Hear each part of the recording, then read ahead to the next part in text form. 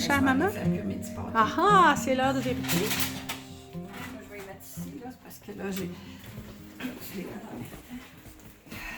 Moment solennel, d'enfourner. Là,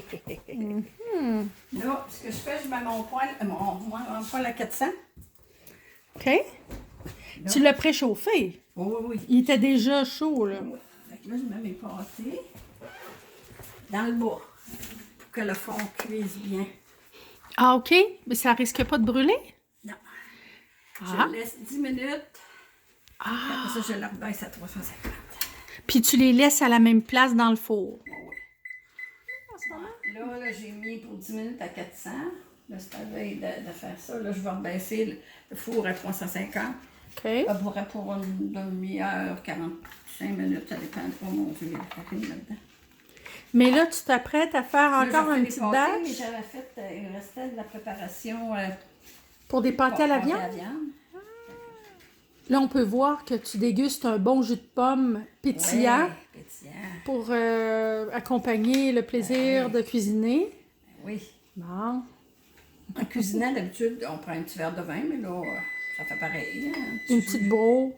Oui, C'est permis, Oui, ça? j'arrive. Ne retourne pas, là, j'arrive. Non, Ouais, c'est ce que ça, je c'est fais. de la Ça, pâte c'est- feuilletée. Ouais, ben pas de la vraie pâte feuilletée. Tu me sens qu'au lieu de la Crisco, ce serait du beurre. Ah oui, OK. Tu étends ta pâte, tu remets du beurre, t'applies, tu remets du beurre, t'applies, tu remets du beurre. Oh boy! Puis jusqu'à temps que ça fasse un petit carré, là, tu le mets au frigidaire. Puis là, tu l'étends après, puis c'est ça, là, il y a plein de beurre. C'est ça qui fait que ça devient feuilleté. Ouais. Ah, ça fait comme des flocons. Oui, c'est ça. Ouais. OK. Mais ça, c'est une pâte normale qui est quand même feuilletée. C'est pas ce qu'on appelle la pâte brisée? Non, la pâte brisée, c'est... Il y a la pâte biscuit aussi, il y a plein de noms, là. Ouais. Non, c'est une pâte, mais disons qu'elle est plus feuilletée que la majorité de... Comme moi, à l'hôpital, j'avais une fille, elle, pour... mettons, pour 4 tasses de farine, là, elle mettait peut-être une demi-tasse, un demi-livre de gras, là, tu sais. Il y avait beaucoup plus de farine, là. C'était Ça une faisait- pâte moins feuilletée, c'est ça. Ah. Plus lourde. La farine, c'est pas cher, là. Ça dépend. Chacun sa recette, mais moi, c'est la recette que ma soeur Lise m'a donnée. Je sais pas ce qu'elle avait pris, mais parce que ma mère avait sa recette aussi. Mais elle est très bonne, bien facile, surtout qu'elle ne casse pas. Ben, des fois, un petit peu comme ça, là, quand tu tapotes trop, mais... Puis ça fait vraiment... Elle goûte bon. Oui, oui. Je confirme, je Elle confirme. goûte bon parce que, tu sais, souvent, les cuisiniers disent « Ah, prends du beurre non salé, puis ils mettent pas de sel dans les pâtisseries. » C'est pas bon quand ils... Excuse-moi, là, mais je trouve pas ça bon. Excuse-toi pas, je suis d'accord C'est avec bon toi. pareil, mais ça manque de comment ils appellent ça? D'umami, umami. Oh, Ils appellent ça de même, intéressant, les oui. cuisiniers, l'umami. Parce que moi, j'ai toujours du beurre salé. Dans quoi que ce soit, bon, je rajoute pas de sel. Quand, mettons que tu mets des choses qui sont salées dans ta préparation, je rajoute pas de sel. Tu l'as déjà dans ton beurre. Oui, parce qu'en général, dans les recettes avec du beurre non salé, ils nous font ajouter du sel. C'est Puis ça. moi, j'ai déjà entendu que le beurre non salé est de meilleure qualité que le beurre salé. Puis c'est pour ça qu'ils rajoutent du sel dans le beurre salé, blablabla. En France, oui. C'est différent. Ils ont différentes sortes de beurre de certaines fermes. Comme quand j'étais jeune, ma mère, elle achetait des tonnes de beurre, là. C'était le fermier lui-même qui faisait son beurre. Wow. Il goûtait pas pareil, tu sais, c'était artisanal. Tandis que là, le beurre qu'on achète, c'est tout pareil, là. Peu importe la sorte que tu fais, c'est tout fait à la même place, puis ça goûte tout pareil. C'est uniforme.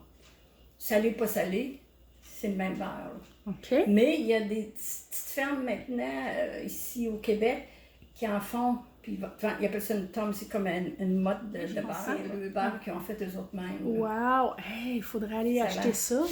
Il y en Un avait petit voyage avant des ça, Il y en saveurs. avait avant ça au marché. Je ne sais pas s'il y en a encore. Santé, santé. Une petite gorgée de jus de pomme. Il faudrait aller voir s'il y en a encore. Ah. Je sais que ma mère, c'est ça qu'elle faisait, elle en achetait. Mmh. Tu sais, on allait au marché. Est-ce que j'ai mis ma cuillère? En tout cas, s'il y a quelqu'un qui voit cette vidéo et qui est au courant où trouver des tomes de beurre artisanales ou qui a un avis sur le sel dans le beurre, ben gênez-vous pas, on part la discussion. Qu'en pensez-vous? Ben oui. C'est ça, avec ma mère, on allait au marché. Puis comme là, c'était ici, c'est le fun parce que les cultivateurs, il y avait plein de mannes de pommes. Puis ma mère en achetait, pas une grosse manne, mais toujours une petite manne. Puis là, il nous faisait goûter le cultivateur, le monsieur, là, aux pommes pour voir ceux qu'on préférait. Fait que ma mère, elle achetait ceux-là qu'on préférait.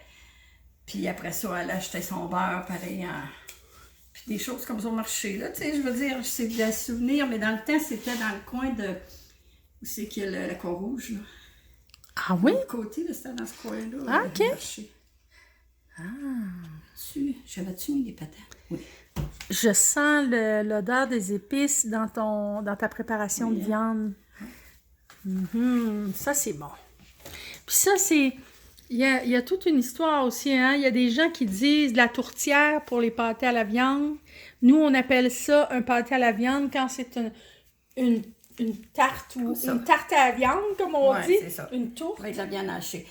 Quand tu fais une tourtière, c'est des morceaux de viande avec des morceaux de patates. En cube, hein? La recette du Saguenay-Lac-Saint-Jean. C'est ça. C'est comme ça que j'ai toujours fait moi, quand j'en faisais. Puis pareil, comme au Lac-Saint-Jean, là, tu peux mettre les viandes que tu veux avec des patates. Puis là, tu remplis d'eau salée. Il y en a qui mettent du bouillon aussi. Tu peux mettre du bouillon aussi, dépendamment. Puis tu remplis. Même du consommé. Puis ça cuit pendant des heures. Mais il faut toujours que si tu vois qu'il manque d'eau, tu rajoutes un peu d'eau par le trou, là. Faut pas que ça manque d'eau. Tandis que ce qu'on a sous les yeux, ça, c'est ce qu'on appelle, en tout cas, nous, dans notre famille, le pâté à la viande. Puis c'est quoi la viande? Tu mets du lard haché. Mais ma mère, elle faisait des fois avec du lard puis du veau mêlé. Parce que dans le temps, le lard était très gras. À cette heure, tu as du lard plus maigre. Je comprends. Puis là, tu as mis... Tu mets de l'oignon, du lard haché dans un chaudron avec de l'eau. Tu brasses ça comme ça, puis tu laisses chaud. Quand c'est cuit, là, tu laisses réduire là, pour qu'il ne laisse pas de la soupe. Là, Oui. Puis pendant ce temps-là, tu fais cuire des patates, tu piles des patates, puis tu mélanges des patates pilées avec ça. Parce qu'il y en a qui le font juste à la viande, mais je trouve que c'est trop sec. Ouais. Puis l'oignon, lui, c'est dans ta préparation de pommes de terre, de patates? Non, avec la viande. Est-ce que tu as fait revenir ton oignon avant ta viande? C'est pas important? Tu mets ta viande, ton oignon, ton eau dans le chaudron. Un peu comme tu fais des crotons. Ah! Ben dans le fond, ça ressemble à des crotons. C'est ça, tu sais, comme si tu faisais des crotons. Sauf que c'est moins gras un peu. Tu mets des assaisonnements, je mets des épices mélangées, là. Au goût, tu sais, je mets puis au goût. Puis... C'est drôle parce que d'habitude, quand tu fais cuire de l'oignon, c'est tout le temps... Tu fais toujours revenir ton oignon pour qu'il blondisse ou même qu'il rôtisse un peu avant. Puis tu déglaces ou des affaires comme ça. Tandis que là, tu veux ton oignon transparent vraiment. Mais c'est comme... Bon, puis là, tu fais encore quelques petits pâtés à la viande. C'est ça. Là, tu vas les manger au fil des semaines. Tu n'attendras pas à Noël pour les manger. Tu vas t'en faire d'autres. Ben non, je vais les mettre quand même au congélateur. Je vais m'en garder un de chaque. Là. Si t'en restes. Puis là, c'est ça, quand ils vont venir les dindes à 99 cents de la livre, je vais en acheter une. Puis on fera des pâtés, on fera du ça, on va faire du hachis. Quand vont venir les dindes, on va faire des pâtés au poulet. Pâtés au poulet avec les dindes. C'est parfait. En plein ça. Ouais. Puis à Noël, ben, tu me montreras encore comment faire. Puis on fera des pâtés à viande, mais on mettra du veau à la place. Ben oui. Ça, là, ben oui.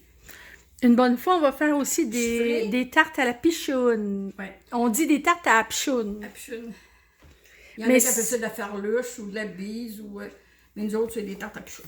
C'est une sorte de préparation de sucre, mais une sauce au sucre. Hein? Ouais, à peu près comme une tarte au sucre, mais c'est un peu différent. C'est pas avec du lait, hein? C'est de l'eau, dans le fond? C'est de l'eau, mais ce qui arrive, c'est que tu mets de la cassonade, de l'eau, puis t'épaissis avec... Tu délayes de la farine, puis t'épaissis avec ça. Puis il y en a qui mettent des raisins. Un petit peu. Ouais. Moi, je la fais pas cuire avec des raisins. Je la fais cuire nature. Puis quand je fais mes pâtés, là, j'ajoute des raisins. Puis j'aime pas ça quand les raisins sont trop cuits. Ça donne un goût de tarte trop fort. Tarte au raisin. Au raisin, ouais, j'aime pas ça. Mais de toute façon, moi, je me rappelle pas que toujours fait des tartes à la pichoune avec des raisins. Tu faisais sans ça. et avec. Oui, les deux. C'est Jacques, ton frère, je pense, qui aimait ça avec des raisins. Il y en a qui mangeaient j'aime ça, avec, les d'autres raisins. sans raisins. Ouais. Mais c'est bon. Ça goûte pas la même chose qu'une tarte au sucre. Non. Parce que c'est pas le lait, c'est de l'eau, Ouais, mais c'est de l'eau. le goût est bon aussi. C'est une autre sorte de... un autre goût. Youp. Une tradition. Ça vient d'où, cette tradition-là? Je sais pas, hein, mais ça, Puis le nom? Ça doit être anglais.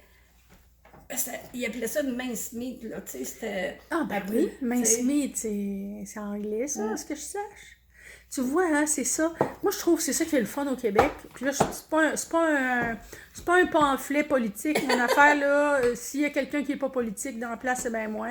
Mais sérieusement, là, je trouve que c'est juste une question d'honnêteté intellectuelle, là, franchement. On peut préférer une nation ou une autre, mais il reste que notre histoire est pleine d'anglais, de français, puis même d'irlandais, et maintenant de plein d'autres choses. Mais, tu sais, à la fondation, il y avait... je questionne pas le fait qu'il y a eu toutes sortes d'épisodes plates avec les Anglais ou... Mais bon, vois-tu? mais Moi, dans la nourriture... J'adore faire du cassoulet. Ça, c'est français. Absolument. Puis j'adore faire les fameux haricots. Oui. Puis j'adore faire la choucroute. Ça, c'est allemand. Oui. Bon, tu sais, moi, j'aime ce que j'aime. C'est dans tout. certains pays, il y a des choses que j'aime pas, mais ce que j'aime, je l'aime. Peu importe d'où ça vient. Sauf que dans le cas de ce qu'on parle, c'est dans la culture québécoise depuis des décennies. Tu sais, il reste que le régime anglais a commencé assez tôt, je pense que c'est 1756, si je ne me trompe pas. Ça se peut que je dise plein de menteries, croyez-moi pas sur parole, vérifiez. Mais veut pas, c'est sûr que notre nourriture est colorée de notre histoire, là, c'est certain. Français, puis ouais. Puis depuis l'Expo 67, là, on a des recettes de partout dans le monde, des recettes asiatiques, allemandes, françaises, tu sais, des recettes de partout parce qu'on s'est ouvert au monde. Il y a plein de choses qu'on ne mangeait pas dans notre temps, qu'on ne connaissait pas. Ben oui, puis c'est tant mieux, toute cette diversité-là, c'est ça qui est génial. Mais quand on va aller chez Lise faire les beignes, on va y faire sauce sucre à crème aussi. Il est assez bon. Lise a fait le meilleur sucre à crème au monde. Moi, je te dis, j'ai essayé plusieurs fois, j'ai jamais réussi. Ben ça prend un bon thermomètre. Lise, elle avait de la misère, puis Jean y en a acheté un autre. Mais il y en a qui font ça à l'œil, hein? Moi, j'avais ma tante Marcelle, la Saint-Romuald, la sœur à maman. Ouais. Elle avait un poêle à bois. Avec un poêle à bois en plus? Oui. Puis là, elle commençait à faire son sucre à crème, elle le mettait sur le coin du feu, là, puis elle brassait, puis elle checkait, là. Puis quand elle voyait qu'il était bon, là, elle se mettait à brasser, puis il fondait dans la bouche. Elle testait-tu dans une goutte d'eau? Même pas. Juste à l'œil. Non, moi, je faisais ça dans une goutte d'eau, là, tu sais, pour qu'il voit si ça fait une boule, là, ben si... Non, elle, à l'œil, elle fouettait, elle le mettait dans son plat, puis... Elle savait qu'il était prêt. On se délectait. Remarque qu'elle avait une grosse famille. Là. Du bon sucre à crème, c'est tellement crémeux, ça fond, hein? C'est comme du beurre, ça n'a pas de bon sens. Moi, je me rappelle des choses comme n'oublie jamais le jour où l'on s'est connu. C'est quoi donc la suite des mots? Si tu l'oubliais, mon bonheur serait perdu. Mon bras sur ton bras et le ciel de mes de roses. On peut inventer, mais c'est pas grave. Moi, j'invente des mots. Si bleu, je n'en croyais pas mes yeux. J'avais peur que tant de joie soudain s'achève. Et pour la première fois, j'ai compris combien je t'aimais. N'oublie jamais. Wow! Ben oui, ça me revient. C'est des belles chansons, ça. Ben oui, ça me revient. Ça fait tellement longtemps que je n'ai pas chanté ça. Bon, j'ai même le train dit